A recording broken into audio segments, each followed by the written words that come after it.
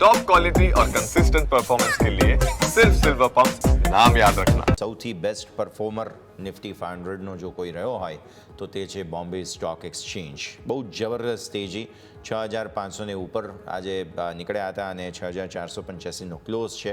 બહુ જ સરસ પરફોર્મન્સ. અને તમે ચાર્ટ્સ જુઓ, ખાલી ડેઇલી ચાર્ટ્સમાં પણ એટલા જબરદસ્ત મોમેન્ટમ જોવા મળી રહ્યા છે કે જે ખરેખર આપણને સમજવાની કોશિશ કરી રહ્યા છે.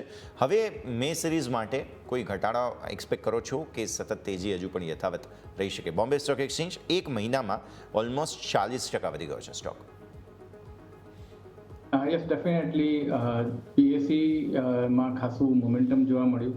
એક ઇમ્પોર્ટન્ટ લેવલ્સની નીચે જ્યારે ટ્રેડ થતો હતો 5,000ની, તો સ્ટોકમાં આપણે જોયું કે 350-350ના લો ફોર્મ થયા અને ત્યાંથી વન સાઇડેડ રેલી આ સ્ટોકને આપણે જોવા મળી છે.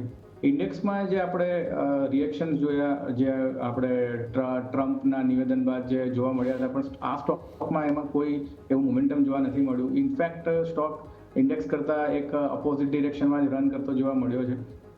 મે સિરીઝની વાત કરીએ તો જે ઘણા ઇમ્પોર્ટન્ટ રેઝિસ્ટન્સ બ્રેકઆઉટ 6,000ની લેવલમાં ઉપર જોવા મળ્યા છે. મારા હિસાબે કોઈ રિટ્રેસમેન્ટ થાય છે, કોઈ નાનો ઘટાડો આવે છે 6,059-ની વચ્ચે, તો સારી ઓપોર્ચ્યુનિટી છે, તક છે આ કાઉન્ટરની અંદર બાઇંગ માટેની. તો વ્યૂ ઓવરઓલ પોઝિટિવ છે, પરંતુ જે રીતનો એક્સટેન્ડેડ મૂવ છે તો એકવાર એક નાનો રિટ્રેસમેન્ટ ઘટાડો જોવા મળે છે 6,559ના લેવલની વચ્ચે, તો ત્યાં એન્ટ્રીની સલાહ છે. ઇવેન્ચ્યુઅલી સ્ટોકની અંદર મારા હિસાબે ઉપરમાં 6,650 સુધીના લેવલ્સ આવતા જોવા મળી શકે. ઓકે, સો વ્યૂ આ પ્રમાણે અહીંયાથી ખાસ બનતો જોવા મળી રહ્યું છે. નજર રાખવાની રહેશે બીએસસી